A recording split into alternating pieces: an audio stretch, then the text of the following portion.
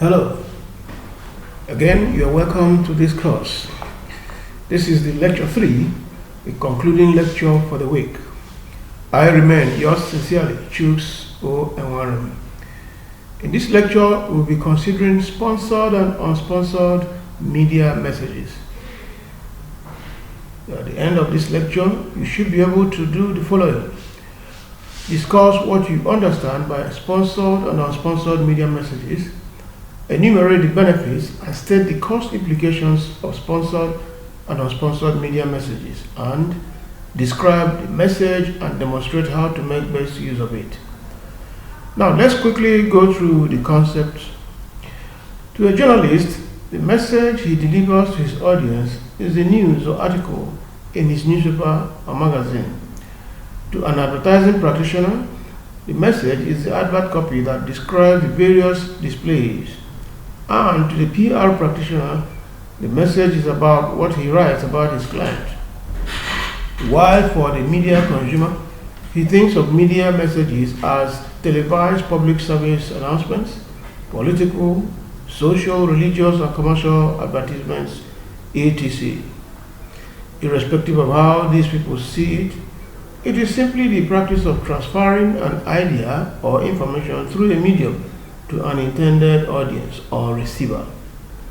The message or idea could be in form of sales speech, an announcement from government for change of habit, a political campaign message, or a plea from an organization for help, and so many other forms. Developing a message is one thing. However, getting it out through the media is yet another critical issue. Conventional media such as television, radio, newspaper, and magazine provide the platforms to send out their messages to the target audience through advertisement and some form of publicity. Advertisement is a paid form of communication, while publicity is not directly paid for. Over the years, however, advertisement has come under criticism.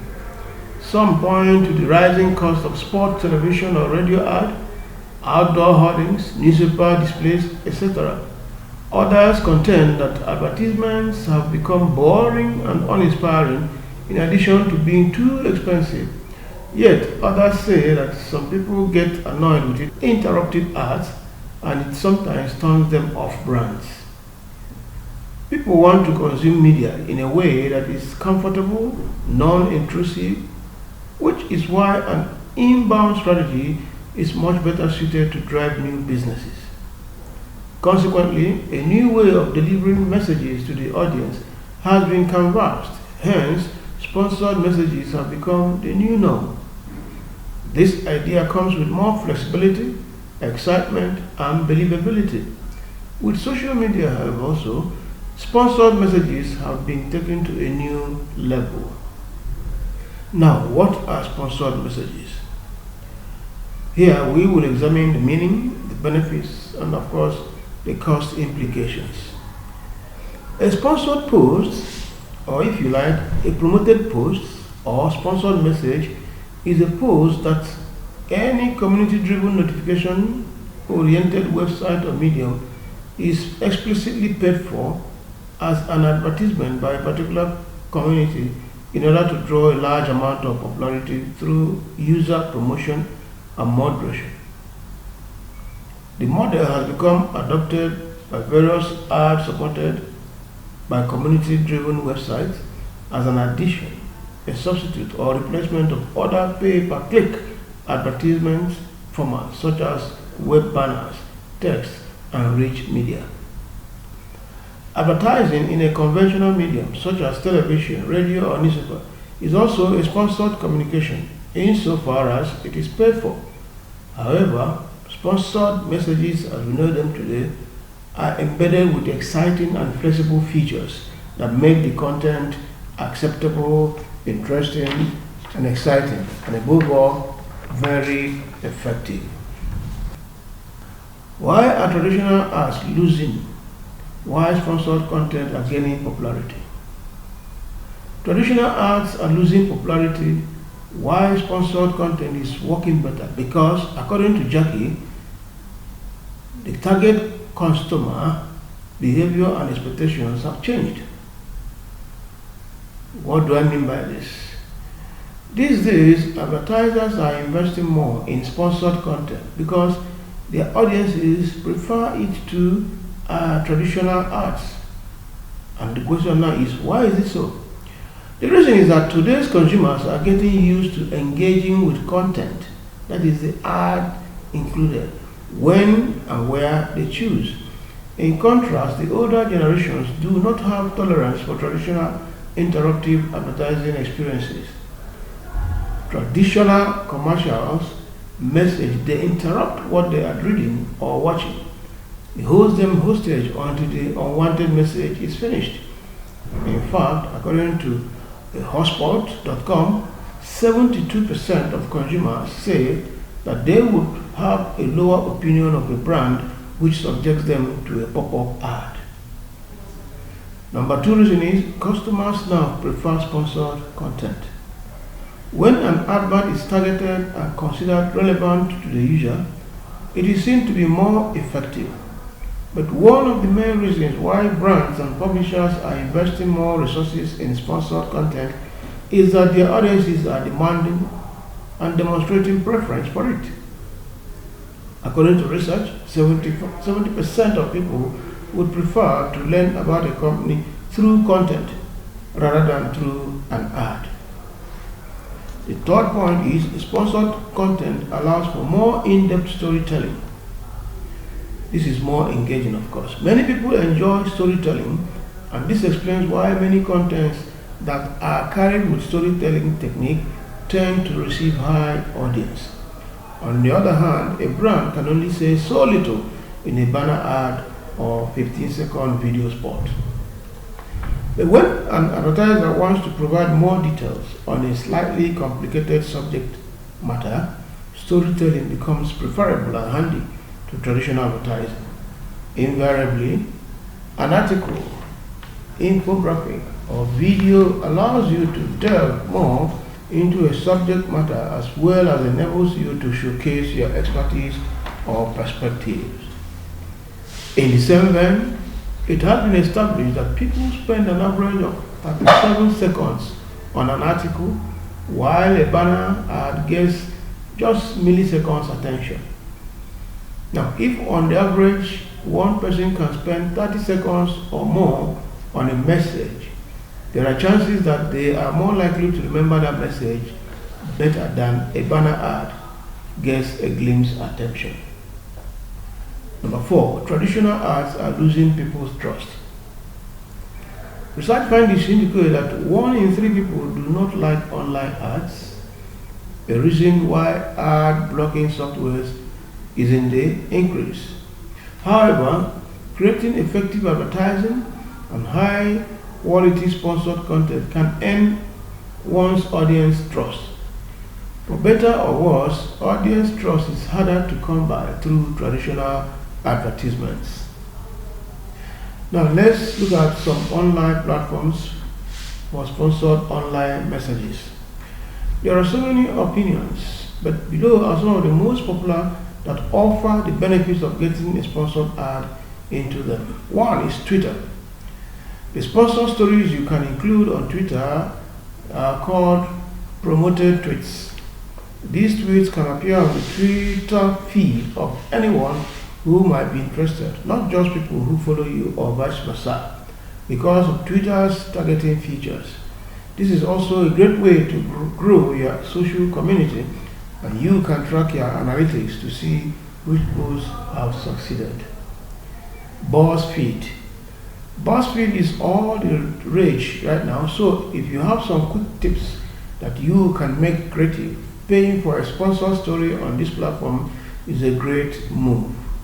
You can visit to start advertising and have your name shown in the tweets under BuzzFeed. Facebook. This is actually undergoing quite a few changes to certain features of their sponsored stories, but by and large, the purpose remains the same. In short, marketers can no longer purchase sponsored stories separately, but instead, the social context, stories about social actions your friends have taken, is now eligible to appear next to all ads shown to friends on Facebook. Blogs and publications. Explaining how to make this happen is a little bit more complicated because you have so many choices. If you are looking to get involved with sponsored posts on sites like Forbes or US Today, for instance, you may have to visit their websites and talk with their PR director or find a link that explains how to get started. In some cases, this can be very difficult, so it is recommended with social networks and some smaller publications. Now, what are the benefits and pitfalls of sponsored stories for a publisher? As a publisher, you have to think about whether or not the sponsored stories you are pushing on your site are really going to help your website in the end.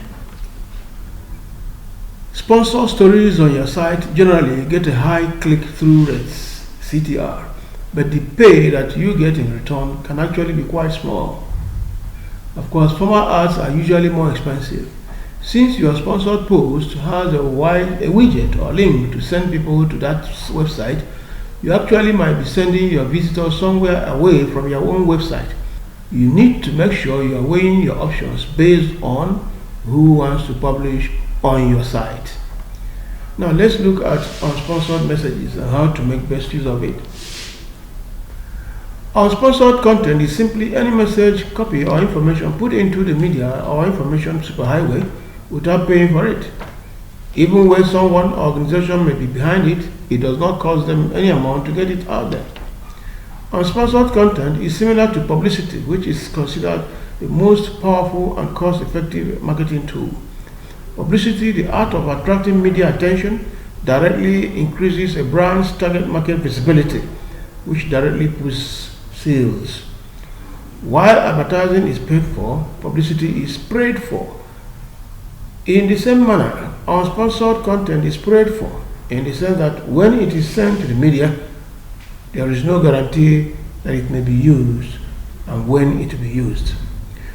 Unsponsored message is free publicity and can get awry at some point because you are not in charge of it.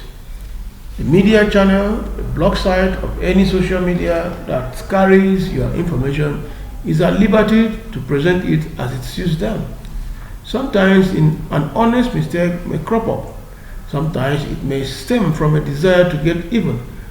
But whichever way, it is the advice that to ensure that publicity about your organization should be proactive.